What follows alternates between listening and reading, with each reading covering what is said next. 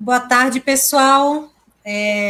Bem-vindo a todos e a todas para essa nossa live da Frente Nacional de Fortalecimento de Conselhos da Pessoa Idosa. Eu me chamo Ariane Angioletti, sou advogada e sou voluntária na Frente, junto com a Simone. E a nossa proposta de hoje é falar sobre a atuação, sobre as atividades, na verdade, que os conselhos municipais do idoso e dos estaduais também podem continuar fazendo de maneira segura, né, juridicamente segura, durante a pandemia e o afastamento, o isolamento social. Então, inicialmente, queria trazer para vocês que a gente tem boa parte dos conselhos, especialmente os municipais, que não estão se reunindo.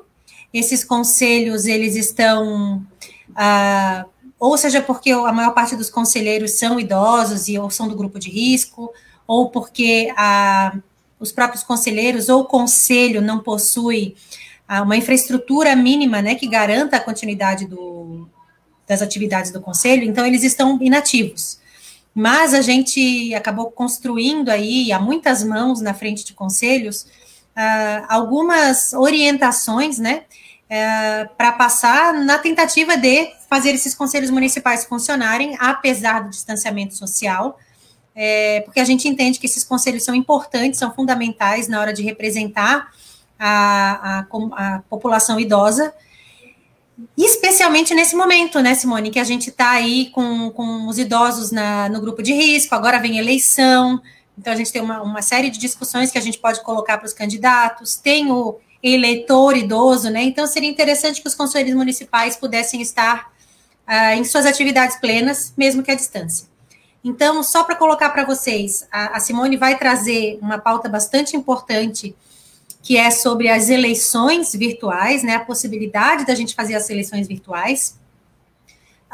E eu queria colocar para vocês, ela também vai falar ali no comecinho da apresentação dela, que aqueles conselhos que estão hoje trabalhando tem que ter uma resolução que determine a validade das ações desse conselho, determine a validade das plenárias, das reuniões de comissão, das reuniões de diretoria, por resolução, quando elas são realizadas à distância. Então, tem que ter uma resolução que diga, olha, as plenárias realizadas online são válidas, todas as suas deliberações serão cumpridas como se presencial fosse, as determinações das comissões temáticas. Isso é fundamental para dar garantia para os conselheiros, né, para quem está lá trabalhando, especialmente para os conselhos municipais que têm fundo municipal, né, e deixar claro que mesmo aqueles conselhos que continuaram trabalhando até o momento e que não têm essa resolução, seguiram fazendo plenária, seguiram fazendo reuniões e não tem essa resolução, é possível, então, que se faça uma resolução com a data de hoje, né, a data atual, mas validando as decisões tomadas desde o período X. Então, desde março, todas as decisões foram validadas, enfim. É importante que, mesmo que à distância, as formalidades que se pede para um conselho, elas devem permanecer. Edital de convocação, a contagem do quórum, a ata de reunião sendo aprovada, então isso é muito importante, tá? São essas as pinceladas que eu quero dar. A gente tem algumas pessoas assistindo, eu gostaria de pedir que vocês, se pudessem, compartilhem agora o link para a gente poder acessar mais gente, né, para que as pessoas venham para a live. E se vocês curtirem, derem coraçãozinho, qualquer coisa dessa também vai ajudar a impulsionar esse vídeo e ele, nesse momento, aparecer para mais pessoas, que eu acho que é um tema bastante relevante, mas existem tantas lives acontecendo, né, Simone, que as pessoas acabam perdendo um pouco desse estímulo de estar com a gente. Bom, vou apresentar a Simone, então, a Simone Fontenelle, ela é de Palmas, é pedagoga, especialista em arte, educação e tecnologias contemporâneas, mestre em gerontologia, é servidora pública, docente universitária, hoje é vice-presidente da Comissão do Idoso do Instituto Brasileiro do Direito da Família, que é o IBDFAM, regional lá do Tocantins, e presidente do Conselho Municipal dos Direitos da Pessoa Idosa de Palmas, Tocantins. Eu vou passar a palavra para a Simone, e depois, quando a Simone terminar, eu volto para cá para auxiliar vocês com as perguntas. Quem tiver questionamento, pode ir colocando nos comentários, que no final da fala da Simone, a gente retorna para conversar. Bem-vinda, Simone, a palavra está contigo. Muito obrigada, minha nobre colega Ariane Angioletti, como ela disse, né, essa Simone Fontenelle, como foi apresentado. Ambas fazemos parte da Frente Nacional de Fortalecimento dos Conselhos, né, que reuniu conselheiros, né, voluntários, e juntos, né, nós estamos com representantes de norte a sul do país, né, trabalhando nessa perspectiva de realmente vir aqui, cada um com a sua realidade, com a sua experiência, contribuir para o fortalecimento dos conselhos. Então, eu desejo que tenhamos uma excelente tarde, né, a todos e todas. Muito obrigada pela participação aí dos colegas. Já tem alguns colegas aqui que estão conosco na frente, né? Estamos bem representados pelos conselhos e agradeço em nome do Conselho Municipal de Direitos da Pessoa Idosa de Palmas, o CONDIP, por essa oportunidade, que na verdade nós vamos ter a oportunidade de compartilhar um pouco da nossa experiência, que, como bem disse a minha colega Ariane, foi trabalhada a várias mãos.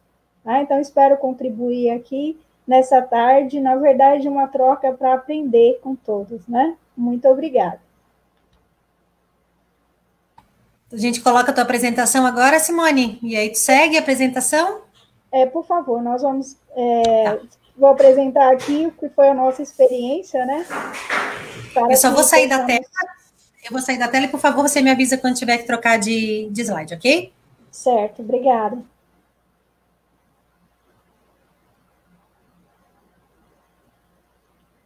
Bem, então o tema que nós vamos trabalhar são as plenárias e eleições virtuais nos conselhos da pessoa idosa, né?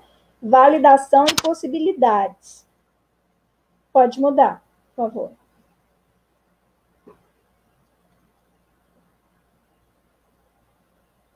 Próximo. Só um minutinho que a pessoa aqui tá com dificuldade tecnológica, né? Porque a gente já conversou sobre isso, é um problema sério. Obrigada. Todos nós estamos aprendendo, somos eternos aprendidos, né? O mundo cibernético, um grande desafio nessa pandemia para todos nós. Vamos lá, vamos de novo aqui. Aqui eu acho que eu diminui tanta barra aqui, ó. Aqui, pronto. Bem, eu, apesar de ser goianiense, mas eu sou palmense de coração. Hoje resido em Palmas, que é a capital do estado do Tocantins, que foi fundada em 20 de maio de 1989, né? Logo após, né, a criação do estado do Tocantins, no ano de 1938, né? Foi criado pela Constituição do ano de 1988. Então, segundo a última estimativa do IBGE, agora de 2020, né? A população de Palmas está projetada em 306.296 pessoas, né? Habitantes. E também eu trouxe aqui do último censo, né? Mas hoje nós temos essa estimativa. Próximo, por favor.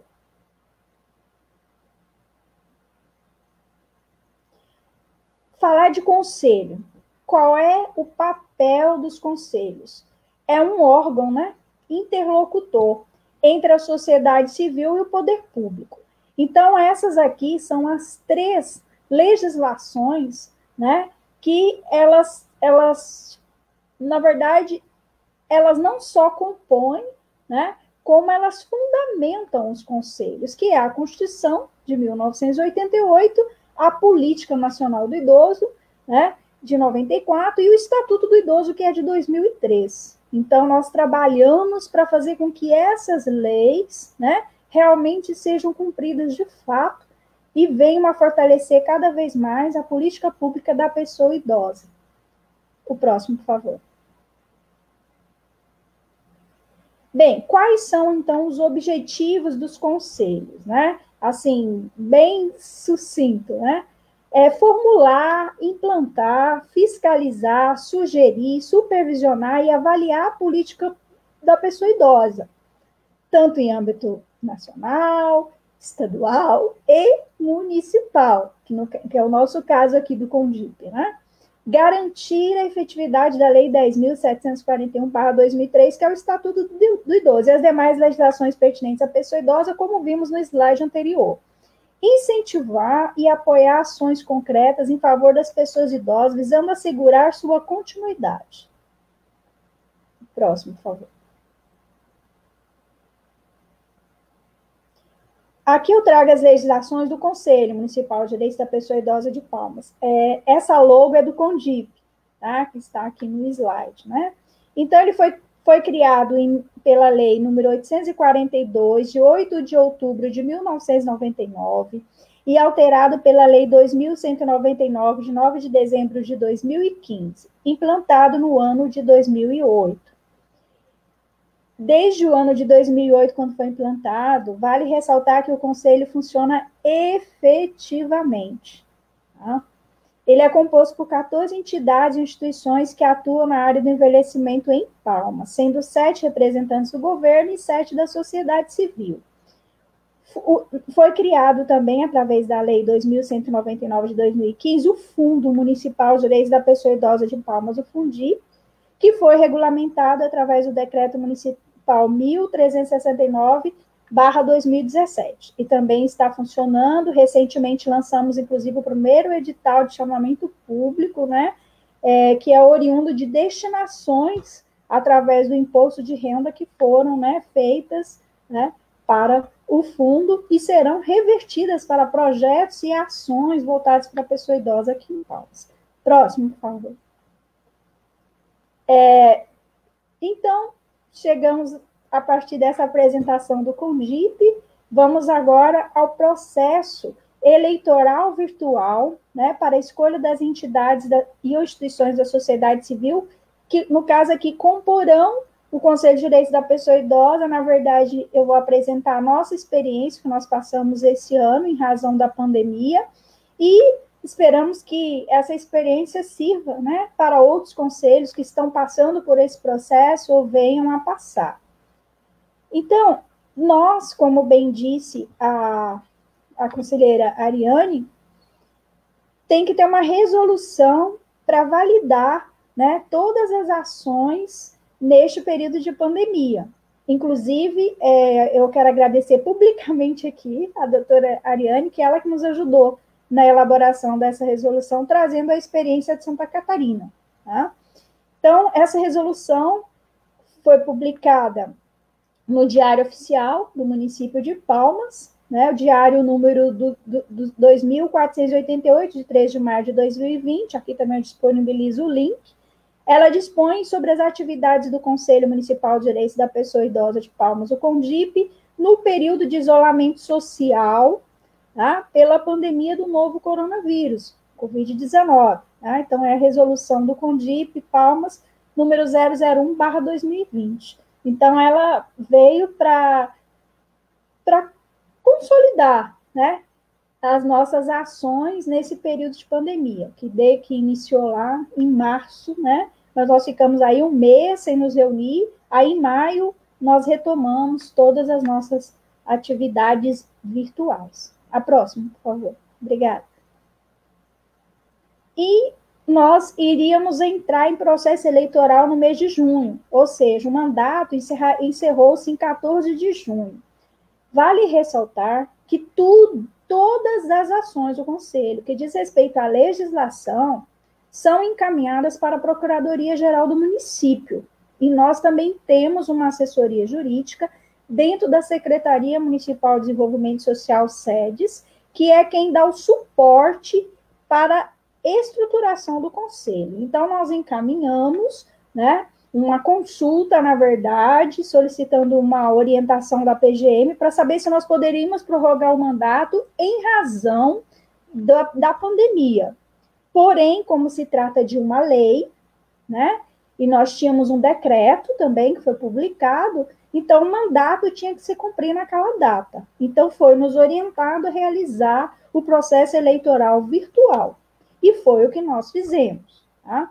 Então, nós publicamos a resolução 002, que constituiu a comissão para realizar o processo eleitoral virtual da representação da sociedade civil organizada no Conselho Municipal de Direitos da Pessoa Idosa de Palmas, Tocantins, o CONDIP, né, gestão 2020-2022, e foi publicado no Diário Oficial 2500, em 1º de junho de 2020. Também aqui está o link, caso queiram acessar. Próximo, por favor. E nós publicamos, então, o edital de convocação, número 001/2020, como nos foi orientado, né, seguindo todos os trâmites legais. Então, esse edital, né, ele dispôs sobre a convocação das entidades e instituições que atuam na área de atenção à pessoa idosa no município de Palmas, estado do Tocantins, para o processo eleitoral presencial virtual das entidades que compõem a sociedade civil que pretendem compor o Conselho Municipal de Direitos da Pessoa Idosa para o bem 2020 e 2022. Foi publicado no Diário Oficial do Município de Palmas, o DOMP, em número 2513, de 19 de junho de 2020. Também está disponível o link. Vale ressaltar que nós colocamos aqui presencial ou virtual, porque o cenário da pandemia poderia mudar, mas infelizmente não foi o que ocorreu, né? Próximo, por favor. E aqui o edital de convocação número 02, ele foi retificado, isso pode ocorrer durante o processo, né? No nosso caso, foi em relação ao cronograma. Nós tivemos que alterar porque tinham datas que caíram no final de semana, então nós tivemos que alterar, né? E também foi publicado no diário, né? Então, vai o número e o link. O número é 2540, né? De 27 de julho de 2020, e o link também onde está disponível. Próximo, por favor. E aqui, a ata da reunião da comissão do processo eleitoral virtual para a escolha das entidades. Nós publicamos, né, a comissão, porque isso também precisa ser publicado no diário, né? Quem compôs a comissão ela foi paritária, com representantes da sociedade civil do governo, né? Totalizando 2 representantes da sociedade civil e 2 representantes do governo. Então, nós publicamos a ata, né? Aqui também tem o número do diário, que é o 2545, de 3 de agosto de 2020, também está disponível o link. Próximo, por favor. A ata da eleição do processo eleitoral virtual para a escolha das entidades e instituições que atuam na área do envelhecimento. Então, todos os documentos foram publicados, né? Esse aqui foi publicado no Diário número 2549, de 7 de agosto de 2020, também está aí disponível o link. Próximo, por favor. E o decreto, né? Número 1932, de 11 de agosto de 2020, que designou os membros do Conselho Municipal de Direitos da Pessoa Idosa de Palmas, né, na forma que especifica, e adotou outras providências. Então, foi publicado no Diário Oficial do Município de Palmas, o DOMP 2551, de 11 de agosto de 2020, também tem o link. Vale ressaltar que nós realizamos a posse virtual, tá? Então, nós tivemos uma participação significativa, inclusive, né? A eleição também foi virtual, né? Puderam votar virtualmente, né? Quem vota foi só a sociedade civil, né? Que indicou um representante para votar, tá? Então, foi feito todo esse processo. Então, após a posse, né? Que foi, como vocês viram, a ata que nós publicamos, foi publicado o decreto com os novos conselheiros, inclusive os representantes governamentais, porque esses não são eleitos via processo eleitoral. Eles são indicados, né, pelas pastas que compõem o conselho, ou seja, pelas secretarias. Aqui em Palmas são 7 do governo e 7 da sociedade civil. Então, nesse momento, eles indicaram via ofício, né, conselheiro titular e suplente, e a sociedade civil também indicou, e foi publicado o decreto. Tá? Próximo, por favor. E a ata de posse. Né? Como eu disse, foi uma posse virtual, algo inédito. Vale ressaltar que o órgão que nos fiscaliza, que é o Ministério Público, aqui no caso do Estado do Tocantins, participou, inclusive, das reuniões da comissão. Então, eles acompanharam todo o processo, para realmente a lisura, né, do processo eleitoral virtual, tá? Também aqui a ata da posse dos conselheiros que foi publicada no Diário 2554, de 14 de agosto de 2020, que também está aí o link disponível para que possam acessar. Próximo, por favor. Aqui está assim, ficou pequeno, né, a imagem, mas uma é a imagem que foi publicada no site da prefeitura, né? E também foi disponibilizado para os meios de comunicação. a eleição, né? E a outra foi a solenidade de posse, que contou com a presença do promotor de justiça, né? Que, no caso aqui, ele que atua com esse público da pessoa idosa, ele acompanhou todo o processo desde o início. Também convidamos um ex-conselheiro nacional, que também é promotor de justiça do estado do Ceará, que veio como convidado também para prestigiar a nossa posse. Tá? Próximo, por favor.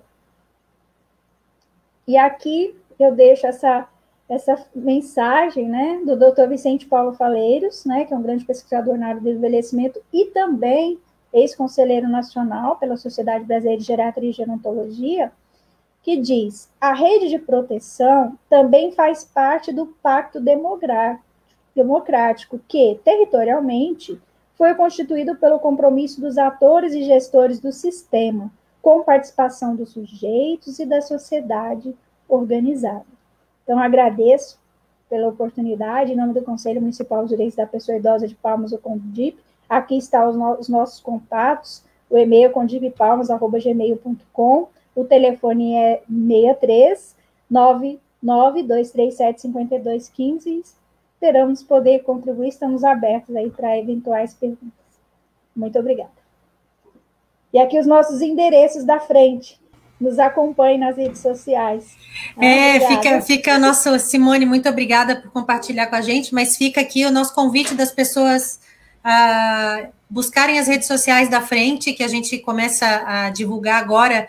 Na verdade, a frente, ela criou aí um segundo momento de organização depois do lançamento do diagnóstico de conselhos, né? Então, a gente está, acho que caminhando para o meio do terceiro mês aí de reuniões, então a gente está começando a chegar na finalização de proposta de documentos e de orientações para os conselhos, e uma delas é essa que a gente vem discutir hoje, que são as reuniões e as eleições online. Só queria, então, fazer um bate-bola aqui com a Simone, porque a gente não tem pergunta aqui no nosso chat por enquanto. Então, eu queria fazer, vamos só pincelar, né? Primeiro, foi feito uma reunião, uma plenária de vocês dando ok para a eleição, é isso? Dizendo que seriam feitas eleições virtuais. Foi esse o primeiro movimento? Nós fizemos uma consulta, né, como eu disse, à Procuradoria-Geral do município, porque a nossa ideia, a princípio, era prorrogar o mandato em função da pandemia. Porém, foi orientado que se cumprisse o decreto, né, como é lei, né, o Conselho foi constituído por lei, o mandato encerraria-se em 14 de junho de 2020. Então, nós teríamos que realizar o processo eleitoral e foi o processo eleitoral virtual. Tá, aí vocês abriram o edital para fazer a inscrição daquelas instituições que queriam compor o fórum da sociedade civil, correto? Exatamente. Tá. Essas instituições, elas apresentavam seus documentos para vocês de que forma? Virtual. Por e-mail? Foi por e-mail. Eles encaminharam, né, toda a documentação via e-mail. Tá. Eu estou fazendo essas perguntas para a gente fazer um passo a passo para o pessoal dos conselhos que está ouvindo, que vai ouvir depois. Então, a sociedade civil, que é aquela que pode se candidatar, ela apresentava sua documentação por e-mail e aí retornava desse e-mail para a instituição se estava tudo certo ou não com a documentação, correto? Isso, a documentação foi analisada pela comissão, né, que foi constituída para esse fim. Sim. Certo? Tá. E tiveram as instituições que tiveram as suas inscrições deferidas e as que tiveram as suas inscrições indeferidas. E aí a indeferida tinha prazo para fazer recurso, correto? Para apresentar, enfim, como acontece em todas as eleições físicas. Exatamente. Tá. E como é que foi, aí eu queria saber da tua experiência, como é que foi o dia de eleição? E também era mandado voto por e-mail? Então, foi um grande desafio, inclusive eu participei a convite do ex-presidente Dr. Rafael, né, da posse do Conselho Estadual dos Direitos da Pessoa Idosa do Ceará. Eles lá é diferente, porque eles têm um fórum, então a eleição é via fórum, né? E nós não tínhamos, mas consultamos o Ministério Público, estava acompanhando e fizemos ali mesmo, ao vivo. Então, nós dividimos em 2 salas virtuais, uma que só ficou a comissão e os convidados, né? E a outra, os demais participantes. Então, nós íamos chamando um representante de cada instituição que estava apto a votar Aí ele entrava na sala e fazia seu voto. Foi assim que aconteceu. Tá? Teve algum momento em que foi disponibilizada a presença, porque quando a eleição é presencial, em alguns conselhos eles abrem um momento para as instituições se apresentarem. Né? Não sei se é o caso, se foi feito isso também. Foi. Nós contamos com a assessoria de imprensa da Secretaria Municipal de Desenvolvimento Social, né? A SEDES, que dá esse apoio para o conselho, então foi feito cerimonial, né? Teve todo nós cumprimos todos esses procedimentos, né? Teve a apresentação das entidades, né?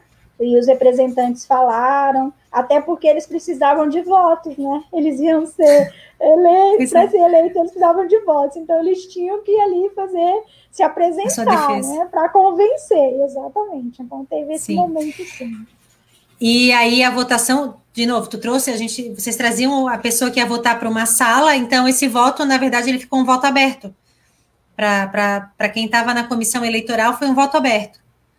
Exatamente. Foi um voto aberto. E costumava ser uma eleição de voto aberto de vocês, não?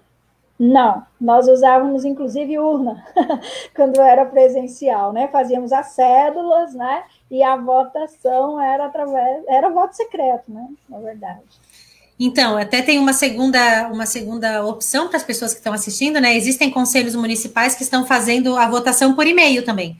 Faz uma reunião online, todo mundo se apresenta, as instituições se apresentam, e aí é aberta o período para envio de e-mail de tal a tal hora, né?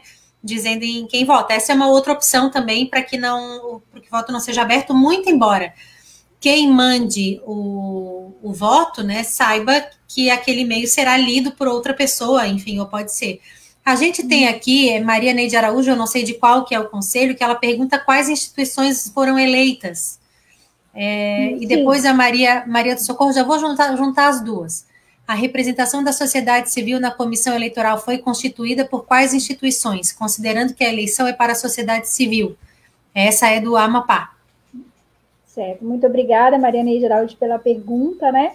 Antes de responder a pergunta, eu quero dizer que nós enviamos cédulas, tá? Para todas as instituições, já para facilitar o dia da votação. Então, nós fizemos isso. Aliás, nós havíamos um modelo de cédula, né?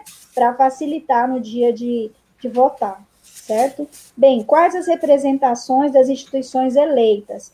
O SESC, né, Serviço Social do Comércio, a Associação Brasileira de Clubes da Melhor Idade, a BCMI, o Instituto Brasileiro de Direitos da Família, o IBDFAM, a Organização dos Advogados do Brasil, né, a OAB, o Conselho Regional de Psicologia, o CRP, né, faltam duas, né, olha só, estou esquecendo aqui, a Universidade Federal do Tocantins, tá? E, nossa, gente, desculpa, tá faltando um. Daqui a pouco lembra a próxima. Pastoral da Pessoa Idosa, 7. Tá, e a outra pergunta ali era quem compôs a comissão eleitoral? Bem, foram representantes da sociedade civil, né, da Universidade Federal do Tocantins, tá? E também do Conselho Regional de Serviço Social, que na época tinha assento no conselho. Esses foram os representantes da sociedade civil. Tá?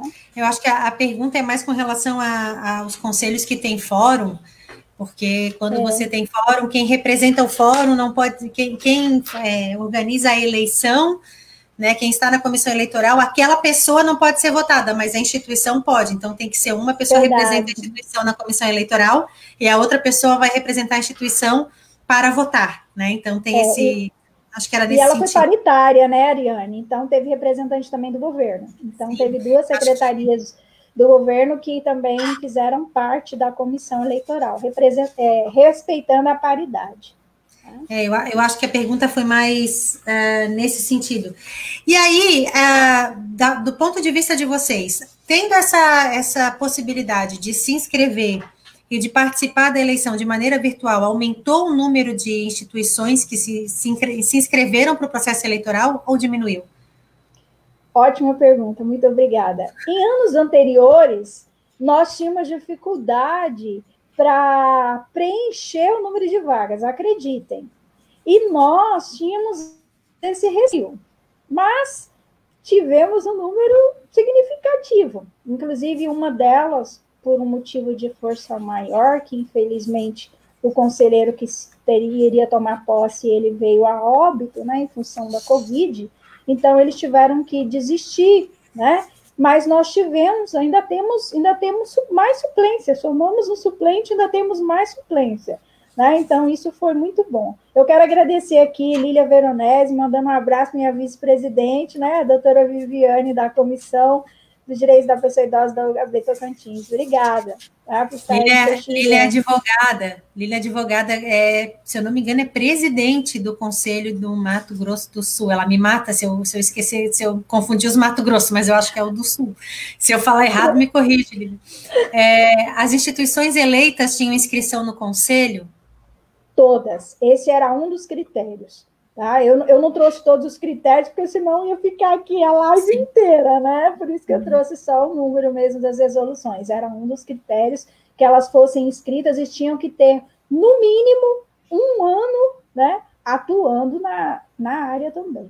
Tá? Existe uma diferença que eu acho que é importante colocar aqui. Por exemplo, o Conselho de Assistência Social, tá ali, ela está presidente do Mato Grosso do Sul, ali, né?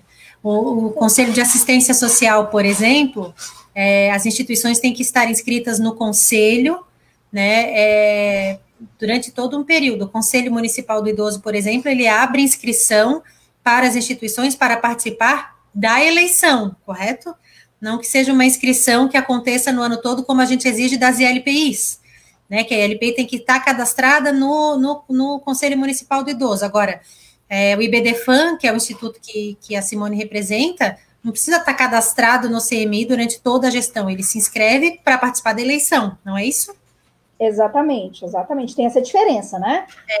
Cadastro e inscrição de instituição de longa permanência é diferente, né? Realmente tem essa diferença. Eu acho importante colocar, porque tem muita gente que acaba confundindo os dois tipos de inscrição, né?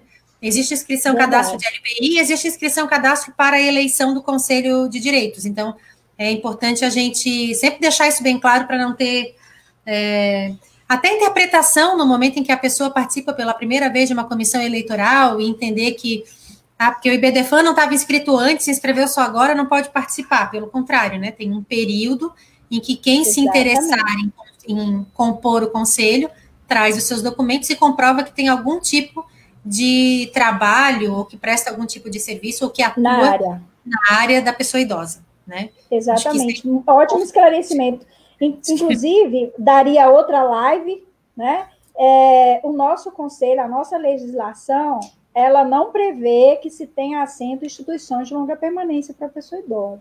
Então, é um outro assunto, é uma outra live, né? Então, só para que todo mundo que esteja assistindo saiba, a gente tem o nosso grupo aqui, a Simone faz parte também, que é a Comissão de Normas Instrumentais, a gente tem uma reunião a cada 15 dias, e essa semana a gente acabou fazendo 2 reuniões, essas 2 semanas seguidas, e na passada, quando alguém jogou esse assunto sobre a participação da ILPI ou não, como conselheira nos conselhos, mas acho que a gente estava em 12 pessoas, tiveram 12 interpretações diferentes, foi uma coisa assim... Que chegou um momento, acho que foi até eu que disse, gente, vamos deixar isso para depois, porque hoje a gente não vai encerrar isso aqui. Porque tem gente que realmente entende que não tem que estar no conselho, tem gente que entende que pode estar no conselho, mas com atuação limitada, tem gente que entende que pode estar no conselho e apenas não se fiscalizar, né? E tem gente que entende que pode estar no conselho, mas aí não concorre nos editais dos fundos. Então, tem para tudo quanto é gosto aqui. É polêmica. Né? Eu acho que não é nem uma live, tem que dar um estudo jurídico enorme, bem grande, e depois um seminário, assim, para trazer todas as interpretações. E a posse, colocou para a gente que a posse também teve mais gente do que o habitual? Então, a posse, ela foi, assim, nós não limitamos o número de participantes, né? Então, convidamos, claro, o Ministério Público, todos os secretários que têm assento no Conselho, né? E um promotor de justiça do Estado do Ceará, que foi quem nós convidamos de fora, e todos os conselheiros. Só os conselheiros são 28, né? Então, deu muita gente, né? Foi um número, assim, significativo mesmo. Tivemos, em média, de umas 40 pessoas, mais ou menos. O que é fato raro, né? Quando a gente pensa numa solenidade ou numa plenária de conselho municipal, geralmente a gente, para contar o quórum ali, já é um... né? Já é suado para chegar nos quórums, então é bastante... É um lado positivo, né? Do uso da tecnologia. Né? Acho que nós, enquanto conselhos de idosos, a gente ainda tem uma certa facilidade porque a gente lida com instituições, né? Trago de novo, assim, porque eu estou participando do processo eleitoral do Conselho Municipal de Assistência, então eu estou conseguindo comparar os dois. Porque na assistência a gente tem os usuários, e aí é uma dificuldade muito grande, porque você tem que buscar o idoso, e aí o idoso não tem condição, não sabe usar a internet, ou não tem o celular adequado, ou então mora no lugar que não pega o celular, e aí você vai envolver o CREA, vai envolver, enfim, o CRAS, o CREAS, para tentar achar essas pessoas. Então, realmente, para a gente ainda está bem facilitado fazer reunião online, né? Já começou ali a história das fiscalizações e LP. A gente não vai tratar disso. Maria do Socorro Borges, né? Ela não falou. Senão a gente não vai parar hoje, se a gente começar com isso. A gente não... Eu fiz de propósito, para deixar aí já, ó, um spoiler aí para as próximas, né? Deixo a minha palavra endossada com a da Simone aqui, que a gente vai falar sobre isso, mas não agora. Agora não vai dar. Com certeza. Agora é só sobre a eleição. Gostaria... Pode falar. Não, fica à vontade. Não, assim, de reforçar que as reuniões online continuam, né? Inclusive, com a atual gestão, nós montamos... O primeiro passo foi montar a comissão do fundo, né? Uma vez que o fundo tem recursos, isso é maravilhoso, né? Como eu disse na minha fala, nós publicamos o primeiro edital de chamamento, né? Edital de chamamento público, então nós já montamos a comissão e as reuniões continuam ocorrendo virtualmente, até porque nós temos pessoas idosas, né? 40% nós conseguimos e de conselheiros e precisa ser virtual, né? Nós não estamos respeitando todos os protocolos, né, sanitários. Tá? Obrigada. Tem uma questão que eu acho que seria importante, que a Simone traz a experiência de uma eleição feita dentro do prazo que precisava ser realizada, né? Mas a gente tem uma série, eu sou de Santa Catarina, e eu sei aqui de Santa Catarina, aqui a gente fez até várias reuniões regionais, e fica a sugestão, né, para que os conselhos estaduais chamem os seus conselhos municipais, nem que seja de maneira regional, para aproveitar esse momento para aproximar, né? A gente fez 5 reuniões regionais, e ali a gente acabou percebendo que tem muito conselho que está atuando, mas uma parte deles está atuando sem estar com mandato, porque já venceu, e não foi feita eleição. Por quê? Porque não deu para fazer eleição, porque não sabia que se podia fazer, porque tem município que não tem o apoio de consultoria jurídica, né, de assessoria jurídica, ou o Ministério Público não é porque quando você está na cidade, que é sede de uma comarca onde está o promotor, é uma coisa. Quando você está numa cidade que é distante da promotoria, é outra completamente diferente, né? Então, tem esses vários quesitos. Lá o seu Araújo, nosso grilo falante aqui, nossa voz da consciência. Só lembrando que tudo depende da lei de criação com relação na participação no colegiado. Sim, claro, cada conselho municipal vai se reger pela sua lei de criação, né? Mas o importante aqui que eu estava tentando falar é que, assim, se já venceu o mandato, essa eleição ela vai ter que ser chamada por um decreto do executivo. Então, não adianta o conselho que estava conselho e venceu o mandato em julho se reunir agora em outubro para lançar um edital de eleição. Não adianta, e aí não vai ter validade. Vai ter que ser chamado um decreto municipal para novas eleições e começar do zero, inclusive determinando quem vai compor a comissão eleitoral neste decreto do executivo.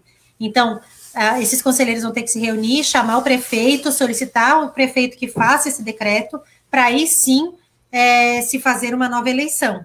E é muito importante lembrar que a gente está há pouquíssimo tempo das eleições municipais, o quanto antes a gente deixar isso pronto, melhor, porque na troca de gestão, especialmente quando troca o partido, né, a coligação política que está à frente da gestão, é praticamente um começar do zero. E se a gente for esperar mudar a gestão, para o prefeito emitir um decreto, esse decreto ser publicado, começar todo um processo eleitoral, quando que esses conselheiros municipais vão tomar posse? E quanto tempo, então, o conselho vai ficar descoberto? Eu gostaria só de fazer uma observação, assim, só, na verdade, só complementária. É importante, por exemplo, nós já tivemos 3 alterações de conselheiros aqui, e toda vez que isso ocorre, a Casa Civil, nós temos que encaminhar para a Casa Civil a alteração desses membros conselheiros para que seja feita a alteração no decreto. Então, é algo muito sério, né? Só para complementar o que a Ariane está falando, né? Então, nós temos que tomar muito cuidado, né? É lei, né? Cada um de nós, a gente tem uma portaria de nomeação, né? Então, no momento em que alguém é substituído, tem que vir uma nova portaria de nomeação para substituir aquele que saiu. Eu só queria, o Valmir aqui, que é do Conselho Municipal de Joinville, ele disse que os segmentos representantes da sociedade civil são dispostos na lei de criação do conselho. Isso depende da lei de criação. Ele vai dispor ali do número, né? X vagas para representante de grupos de idosos, X vagas, tem conselho municipal que tem isso, né? Que diz quantas vagas é para cada tipo de instituição, né? Entre aspas. Agora, tem conselho municipal que só diz que 14 conselheiros, 7 governamentais, 7 da sociedade civil. E não diz que 7 são esses. Na nossa legislação é bem claro, né? 2, por exemplo, a instituição de ensino superior, né? Então, os segmentos são... Agora, eu gostaria de compartilhar aqui algo que nós vamos trabalhar, inclusive, para alterar aqui na lei. Não colocar nomenclatura, no nosso caso, que deu problema, de secretaria, porque muda governo, muda o nome a nomenclatura da secretaria também, e sim por área, né? Porque existe, eu estou falando agora de governo, né? De representação governamental, porque o envelhecimento, ele é composto por várias áreas, né? Então, colocar, por exemplo, educação, saúde, assistência social, e não aquela nomenclatura. Nós tivemos um problema aqui, mudou foi extinta a secretaria que o nome estava na lei, imagina, né? Ainda bem que tinha um complemento no nome, que hoje é o PROCON. Então, que nós conseguimos representante, mas se não fosse isso, ia ficar o quê? Vacância, né? E o conselho não ia ficar com a paridade. Então, assim, só compartilhando essa experiência também. Aqui, e também a minha experiência não é municipal, mas é estadual, a nossa lei de criação, ela tem... Olha, ela é de antes da Política Nacional do Idoso, para você ter uma ideia. E até o Conselho agora fez aniversário. A nossa lei, ela é taxativa. Ela diz quem é da sociedade civil e quem é do governo. Quem é, por exemplo, a OAB tem um assento, a Sociedade Brasileira de Geriatria e Gerontologia tem um assento. A gente só indica quem é o representante. Ainda não tem eleição de quem representa a sociedade civil.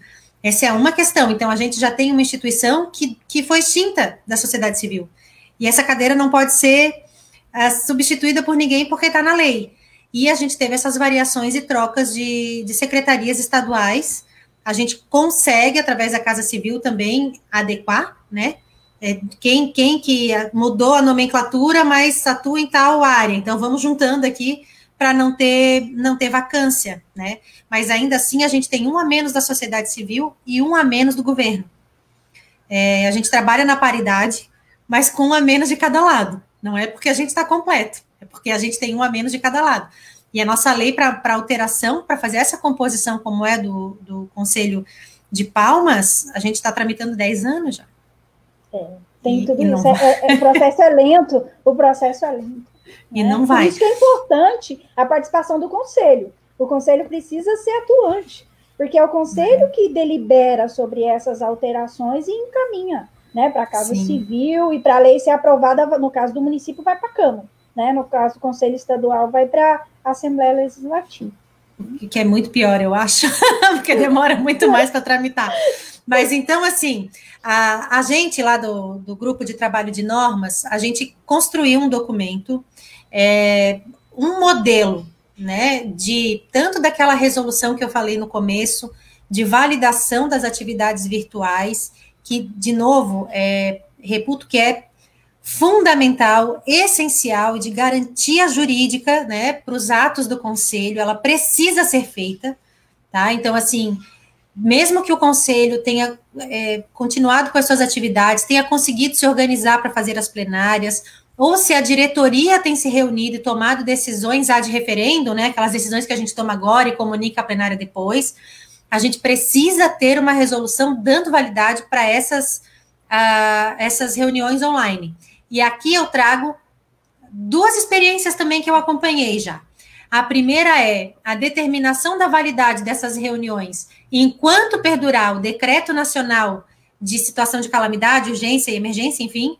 E tem município, que é o caso do Condi aqui de Joinville, que eu falo sempre do Valmir, que, na verdade, eles construíram uma resolução que diz que a possibilidade, a validade de se fazer reuniões e plenárias online, ela permanece, indiferente de quando passar a pandemia ou não. Essa possibilidade ela vai continuar vigente. Eu achei interessante essa possibilidade do Condi de Joinville, principalmente para as comissões poderem se reunir e ter quórum, porque a plenária a gente já se organiza para estar lá uma vez por mês, e de repente as comissões elas poderiam rodar melhor, porque eu acho que o maior problema dos conselhos municipais e do estadual, inclusive, são fazer as comissões funcionar. Com certeza, né? Com certeza. Então, trazer essa possibilidade de que as comissões, pelo menos as comissões, continuem podendo trabalhar de maneira virtual é fundamental, mas aqui, claro, excluindo comissões que são importantes para análise de documentos, né? A gente aqui, a Comissão de Aprovação de Prestação de Contas do Fundo, a Comissão de Análise de Projetos para o Fundo, esse pessoal tem que se reunir de maneira presencial, estou falando pós-pandemia, né? Para poder discutir, analisar e vistar os documentos. Né? Eu tenho uma experiência. Recentemente, como eu falei, que nós publicamos o nosso primeiro edital de chamamento público, né, de recursos do fundo, como no edital estava previsto que teria que a entrega da documentação seria presencial, com envelope lacrado, né? Então, nós recebemos e a comissão teve que se reunir, né, presencialmente, claro que respeitou todos os protocolos, porque como bem disse a Ariane, como que eles iam analisar? Ia escanear tudo? Eram muitos documentos, só anexo 10 anexos. Então, foi feito, mas assim, tomou todos os cuidados. Agora, as reuniões, elas ocorrem virtualmente, né, da comissão. Então, só compartilhando que nós tivemos que, né, com a comissão, no caso, a comissão do fundo. Obrigada, doutora Carla Giacomin, que é da nossa frente, já foi presidente do Conselho Nacional, né, dos Direitos da Pessoa. Carla é a nossa... Obrigada. É a guerrida, que consegue estar em muitos lugares ao mesmo tempo. Ela é um exemplo, muito obrigada. Mas então vocês receberam os documentos de maneira presencial? Foi, porque constava no edital, né? Mas isso para o fundo, né? Estou falando do fundo, eu não estou falando de processo eleitoral, né? Porque o que você falou das comissões, sim, eu acho muito importante vocês certo. Então, eu vim só compartilhar o que aconteceu recentemente conosco. Felizmente, quando os casos aqui baixaram também, tem isso, né? Aí nós nos reunimos mais uma única vez, que foi para analisar a documentação. Dia 19, hoje, né? Nós, inclusive, recebemos a documentação. Semana passada já publicamos o resultado de quem foi a instituição que foi escolhida, né? Que vai fazer uso do recurso do fundo. Era só mesmo para trazer essa experiência. Então, é claro que assim, a gente não tem uma receita de bolo, não existe uma fórmula mágica para todos os conselhos funcionarem. Essa live de hoje, na verdade, era para trazer essa discussão, para trazer a possibilidade de que os conselhos continuem trabalhando de maneira segura, né? E tanto segura da parte de saúde sanitária, né, de prevenção, quanto da parte segura jurídica, né, para todos, principalmente quando a gente fala dessas decisões, quando se realiza, por exemplo, a aprovação de fundo. Eu acho que é importante que a gente tenha isso claro, né, a gente não pode dispor de um recurso do fundo sem ter a validação da forma como essa reunião acontece. E, além disso, para poder informar vocês, que a gente vai colocar tanto nos comentários desse vídeo, e depois a gente vai fazer as publicações dentro das nossas redes, um link para acessar esse modelo que a gente fez de orientação, vai ter, então, o modelo dessa resolução de validade das atividades online e o modelo de processo eleitoral todo virtual. Mas é claro que, de novo, não é uma receita de bolo, cada conselho vai se adaptar, alguns conselhos vão poder receber esses, né, vão entender que tem que receber os documentos de inscrição impressos, e a eleição pode ser feita de maneira online, a votação. Outros vão entender que podem receber os documentos online, e essa votação tem que ser feita numa cédula, e aí a minha sugestão é que, se for feita a eleição por cédula, que seja num período, então marca horário, né, fulano de tal vem às 10, às 10h15, às 10h30, para evitar que tenha muita gente, né? Então, a gente pode ter uma eleição completamente online, ou a gente pode ter uma eleição híbrida, mas essa decisão ela vai partir da plenária do Conselho, né? De que forma e até onde nós queremos assumir e correr o risco, né? Porque, muito embora a gente tenha aí uma sensação de que a coisa está passando, não está. Aqui em Santa Catarina, a gente está em declínio do número no número, que a gente nunca sabe qual é, de contágio de óbitos, mas eu não sei nos outros estados como é que está, né? Então, a gente precisa sempre considerar aquele lugar. A Maria Borges está perguntando se a OAB, como sociedade civil, pode compor o conselho? Pode, a OAB, como sociedade civil... que é da OAB Nacional. A OAB pode compor o conselho. Quando é conselho do Conselho da Assistência Social, ela entra na concorrência como instituição dos... Ai, meu Deus, agora esqueci o nome. É instituição dos trabalhadores, porque advogado trabalha dentro da assistência social, né, quando a gente defende os direitos sociais, e a OAB também pode concorrer no Conselho do Idoso. Aí tem que ver quais são os segmentos disponíveis, né, dentro das categorias da sociedade civil, mas geralmente a gente entra nas instituições que fazem atuação em prol do direito e da defesa da pessoa idosa. E aí a gente tem todo o Estatuto do Idoso, a Comissão do Direito, Estatuto da OAB, Comissão do Direito do Idoso da OAB, enfim, que justifica e que é inscrito para a OAB fazer a concorrência, né, fazer a eleição. Ariane, sim. Eu gostaria aqui só de fazer aqui um adendo, né, que o nosso mestre, para mim ele sempre vai ser presidente, né, o senhor Araújo colocou sobre as questões das instituições de ensino superior, né, que elas podem representar o governo. É outra live, né? No caso da legislação, por exemplo, do CONDIP, as instituições de ensino superior estão lá como representantes da sociedade civil, por entenderem que trabalham com projetos de extensão, trabalham com comunidade, né? Trabalham com aqui nós temos a UMA, a Universidade da Maturidade, né? Que no caso trabalha com o público da pessoa idosa. Então, só porque ele colocou aqui, muito importante, porque depende também da realidade, né, e da legislação de cada conselho também. Obrigada. Aqui, a Universidade Federal nossa acompanha o governo, mas ela é Universidade Federal no Conselho Estadual, o que também não seria, no meu ponto de vista, correto, né, porque teriam que ser representações estaduais, né? Mas isso, gente, de novo, não tem uma receita de bolo, a gente tem uma lei nacional que fala de conselho, depois a gente vai ter uma lei estadual que fala de conselho, a gente tem a lei municipal que fala de conselho. Cada uma tem a competência dentro da sua esfera, né? Assim como o conselho estadual não pode determinar como é que o conselho municipal vai fazer sua eleição, por exemplo. A OAB foi impugnada no Conselho do Estado de São Paulo por não ser uma entidade da sociedade civil. Olha só como é que é o negócio, né? A OAB entra como no segmento da defesa dos direitos da pessoa idosa. Se uma instituição de advogados não pudesse inscrever na defesa, né, dos direitos da pessoa idosa, tem uma coisa que eu vou puxar a sardinha aqui para o meu lado. A OAB, ela não é entendida como um conselho profissional. Tá? As pessoas não entendem a OAB como um conselho profissional, como é o conselho de assistência, como é o conselho de psicologia, como são todos os conselhos. Mas, na verdade, a OAB é um conselho, só que ela tem um artigo próprio na Constituição Federal. Então, a gente é conselho porque a gente fiscaliza e a gente faz a organização e fiscalização do exercício da nossa profissão, assim como todos os conselhos. A diferença é que a gente tem uma tarefa a mais junto do governo federal. né? Não é uma tarefa a mais, a gente tem uma obrigação maior de fazer a defesa dos direitos da sociedade civil. Olha só, e aí a OAB não pode se inscrever como sociedade civil, mas, de novo, isso é uma leitura de cada um. Conselho Municipal do Idoso de São José, daqui do meu município, também impugnou a OAB.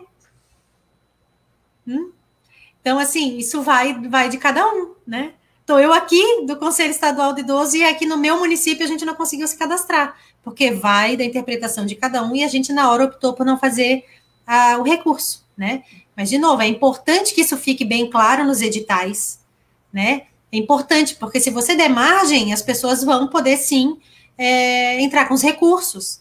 E lembrando quem está na comissão eleitoral que toda decisão ela tem que ser fundamentada.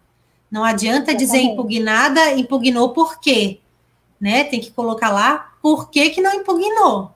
Né? Por que impugnou? Impugnou porque faltou tal documento, impugnou porque a gente entende que não é da sociedade civil, impugnou porque tem menos de um ano de atuação, que é o caso de Palmas, né?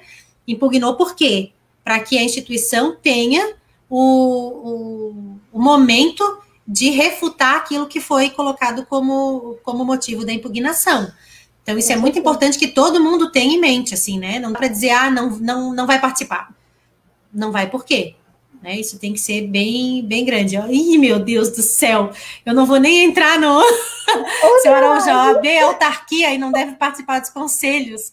A OAB é fiscalizadora e, portanto, não deve... Porque lá no Paraná, a OAB não é conselheira. A OAB tem um nome que o senhor Araújo vai colocar ali para mim, eu tenho certeza, mas a OAB ela trabalha como se fosse uma assistente do conselho. Ela está no conselho, mas não é conselheira. De novo, é a interpretação. Tá? A gente é uma autarquia especial, ou seja, é um conselho com um pouquinho mais... porque tem lei própria, gente, não faz diferença nenhuma, sendo bem sincera, tá? A grande diferença é que o conselho profissional ainda recebe recurso governamental e a OAB não, essa é a diferença. Mas, enfim, é triste, né? Sobre ainda... Ó, lá vem a Lilian. Gente, vamos fazer uma live sobre a OAB? Aí a gente deixa isso de lado. Vamos anotar, então, é uma live sobre LPI no Conselho e outra live sobre a OAB. Aí... E outra sobre as universidades. Porque, de fato, não tem universidade municipal, né? São José tem a universidade municipal, mas são poucos os municípios, né, que têm. São poucos os municípios que têm. Mas eu compreendo quando Palmas entende que uma universidade é da sociedade civil por conta da atividade que faz, né? Mas também compreendo o que o seu Araújo diz, né? A gente pode ter a dupla compreensão. Simone, a gente está já aqui 58 minutos. Queria te pedir para fazer as tuas últimas considerações para a gente encerrar aqui com o pessoal, e se alguém tiver ainda mais alguma colocação, aproveitar para escrever para a gente. Bem, então, quero agradecer por esse riquíssimo momento aqui de troca de experiências, onde eu aprendi muito, tá? E dizer que vamos nos atentar por esse período que estamos passando agora, que é o período eleitoral. E agora eu falo enquanto frente que é de voluntários, mas composta por profissionais que atuam nos conselhos de norte a sul desse país. Vamos nos atentar, porque depois que passar o processo eleitoral, não adianta ir na Câmara, aqui a Câmara dos Vereadores cobrar, nem porque já passou o período. Né? Hora de nós nos atentarmos se realmente as políticas públicas voltadas para o público da pessoa idosa realmente estão sendo lembradas, né? E não só com aquele público, né, infelizmente considerado de risco agora no momento da pandemia, que ainda continua na invisibilidade. Então, eu quero deixar essa mensagem aqui para nos atentarmos, né? Qual é o nosso comprometimento, qual o comprometimento dos nossos governantes, por quê? Para se garantir o envelhecimento ativo e saudável, nós precisamos de políticas públicas efetivas e eficazes. Então, muito obrigada, feliz longevidade, nós estamos aí à disposição enquanto Frente Nacional de Fortalecimento dos Conselhos e enquanto CONDIP, aqui em Palmas também, em Tocantins. Muito obrigada e sucesso. Obrigada, Simone. A Simone foi, na hora que a gente estava na nossa reunião, quem vai falar na live? Eu disse a Simone. Aí ela disse, ai, meu Deus, estou nervosa. Mas foi muito bom. Que bom que eu pude estar aqui contigo. e queria colocar aqui para as pessoas que estão nos ouvindo e para quem vem depois, e se vocês puderem replicar isso, que a frente, ela se formou com um único objetivo, para fortalecer conselhos. A gente entende que não existe população idosa bem representada se não existir um conselho municipal, especialmente, bem formado, com pessoas que tenham interesse de agir para a população idosa, né?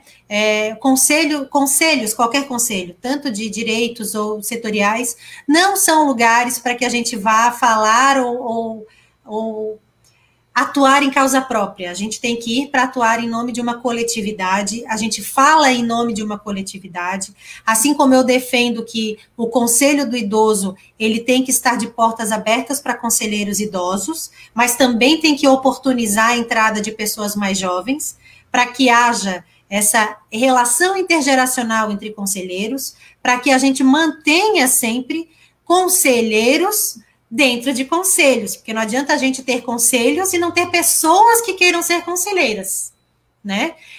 A frente também vem pensando em formas de, além de capacitar os conselheiros atuais, mas de estimular a sociedade civil a participar dos conselhos. Então, eu também quero deixar aqui um convite. A gente está com uma campanha chamada Fala Conselheiro, pedindo que os conselheiros, aqueles que já foram conselheiros ou quem está conselheiro agora, faça um vídeo, meu Jornal Nacional faça um vídeo na horizontal, de até 2 minutos, falando do que aprendeu sendo conselheiro, falando do que o estimula a ser conselheiro, falando da forma do que é positivo de estar no conselho, porque a gente sempre fala dos problemas. Não tem estrutura, não tem telefone, não tem isso, não tem aquilo, mas tem alguma coisa. Porque se não tivesse, a gente não estaria lá, né? Então, o que nos move a ser conselheiros? Quem quiser participar, manda uma mensagem interna aqui para a gente, um direct, como eles dizem, que a gente manda para qual e-mail vocês devem encaminhar esses vídeos, que a gente vai colocar, a gente está no canal do YouTube, aqueles que a gente já recebeu, e a gente vem compartilhando nas redes sociais, que nós entendemos que é uma forma de estimular também outras pessoas a participar do conselho. Então, a minha fala final é de agradecimento a Simone, agradecer muito os nossos colegas da frente, né? Tem sido uma troca muito, muito interessante, muito especial, porque a gente vê as diferenças dentro das interpretações das regiões, das cidades, né, Simone? Às vezes a gente entra nos impasses ali, que são algo assim, fora da realidade, mas no final todo mundo é amigo, né? A gente discorda, mas é amigo. E a frente fica aberta para quem quiser somar, quem quiser participar. A gente tem alguns grupos de trabalho. A nossa proposta é de ter lives a cada 15 dias. A nossa próxima live, porque elas são sempre na segunda-feira, mas como dia 2 de novembro é feriado, a nossa próxima live vai ser no dia 3 de novembro. A gente vai juntar as duas frentes. A Frente Nacional de Fortalecimento das ILPI e a Frente Nacional de Fortalecimento dos Conselhos, porque nós somos oriundos, né, dessa discussão sobre LPI, da necessidade que se tinha de ter conselhos fortalecidos. Então, no dia 3 de novembro, às 5 horas da tarde, a gente vai ter uma live que vai falar sobre os Conselhos Municipais do Idoso e as ILPI, a relação dessas duas instituições para além da fiscalização, porque o CMI não serve só para fiscalizar a ILPI, e a ILPI não serve só para ser fiscalizada pelo CMI. Então, vai ter uma discussão bem bacana, vai participar a Marcela Giovana, que é a nossa coordenadora aqui da frente, estou me estendendo, mas já vou terminar, a Carmencita, que é uma conselheira já bastante atuante, agora a Carmencita vai me matar, mas eu não lembro qual que é o estado dela. Goiás. Vai participar a Carla Jacomin, também como a nossa coordenadora da frente das ILPI, e o Eduardo Sabe, que é um gestor de instituição de longa permanência de Porto Alegre, Rio Grande do Sul, trazendo essa experiência dele enquanto ILPI, instituição que é fiscalizada, né, e que também precisa de algum apoio e alguma parceria dos CMIs. Então, dia 3 de novembro, às 17 horas, aqui no perfil da frente, a gente divulga depois. Certo? Muito obrigada a todos. Simone, novamente, muito obrigada. E essa live, esse vídeo vai ficar disponível aqui no Facebook. Depois nós vamos baixar e colocar também lá no YouTube, para quem não tem Facebook também poder acessar. certo? Um bom fim de tarde a todos. Simone, me despeço de você. Muito Até obrigada. uma outra oportunidade. Até. Tchau, tchau, gente. Obrigada.